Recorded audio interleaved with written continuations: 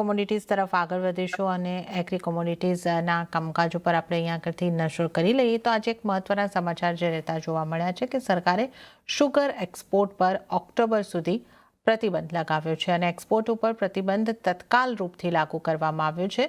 તો શુગરની વધતી કિંમતોને નિયંત્રણમાં રાખવા માટે સરકાર તરફથી આ પગલું આવતું જોવા મળ્યું છે.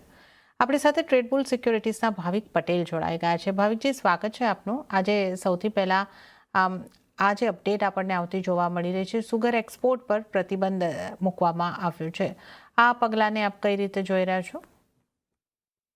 પગલામાં આપણે જોઈ રહ્યા છે કે અત્યારના આઈ થિંક કારણ કે સપ્લાયનું પણ ઇસ્યુ આ વખતે આવવાનું છે એવું એક્સપેક્ટેડ હતું અને એના લીધે જ આપણે જોઈ રહ્યા છે કે ગવર્મેન્ટે બેન કર્યું છે અને 30 સપ્ટેમ્બરથી આગળ બેન થવાનું છે અને ઓવરઓલ પણ આપણે જોઈ રહ્યા છે કે આઈ થિંક આ એક સારું પગલું છે કારણ કે પહેલા ગયા વર્ષમાં સપ્લાય વધારવાના એક્સપેક્ટેશન હતી પણ આ વખતે જે એસ્ટિમેટ જે છે એ ઓછું દેખાડી રહ્યો છે. ઇનફેક્ટ 25-26માં આપણે પ્રોડક્શન પણ જોઈએ તો 28 મિલિયન ટન્સનું જોવા મળે છે અને ક્લોઝિંગ સ્ટોક્સ જે જોઈએ કે જે આગલા વર્ષનું એ 4.5 મિલિયન ટન છે જે મલ્ટી યર 2 થી 3 વર્ષના લો ઉપર છે અને આ વખતે આપણે એ પણ જોઈએ કે શુગર કેનને જે છે પાણી વધારે જોઈએ છે અને એલ નીનોની ઇફેક્ટના લીધે આ વખતે રેનફોલ જે છે એ એક્સપેક્ટેડ છે કે ઓછું રહેવાનું છે જેના લીધે મહારાષ્ટ્ર અને કર્ણાટકામાં એટલીસ્ટ જે શુગર કેનની yield જે છે એ ઓછી થઈ શકે છે. એટલે શોર્ટેજ થાય એનાથી પહેલા ગવર્મેન્ટ આ પગલું લઈ રહ્યા છે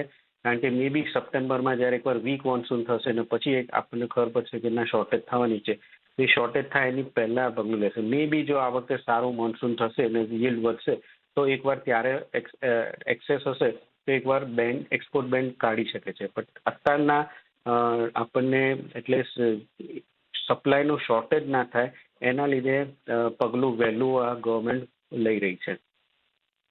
ઓકે, તો આ સમયસરનું પગલું અને આપણે જોઈ રહ્યા છીએ કે સપ્લાયની શોર્ટેજ સ્થાનિક બજારમાં ન થાય સુગરની અને માટે આ એક્સપોર્ટને બેન કરવામાં આવ્યું છે.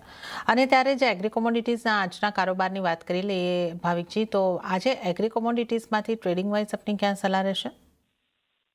ટ્રેડિંગમાં અત્યારના આપણે જોઈ રહ્યા છે કે સીડ અને ગમ છે એમાં અત્યારના હજી પણ થોડુંક નેગેટિવ ઇફેક્ટ દેખાઈ રહી છે. તો ઓવરઓલ આઈ થિંક ગમ જે છે એ મને વધારે સારું દેખાઈ રહ્યું છે. 10,850 થી 10,900ની આસપાસ જ્યારે પણ આવે છે ત્યારે ગમમાં આપણે બાય કરી શકાય છે 11,300ના ટાર્ગેટથી અને 10,700નો સ્ટોપ લોસ રાખી શકાય છે.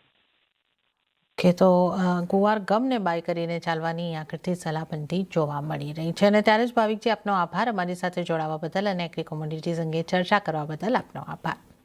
તો આ સાથે જ કોમોડિટી લાઈવમાં હાલ પૂરતું આટલું જ. હાલ મને પણ આપશો રજા. વધુ અપડેટ અને સમાચારો માટે આપ જોતા રહો CNBC બજાર. નમસ્કાર.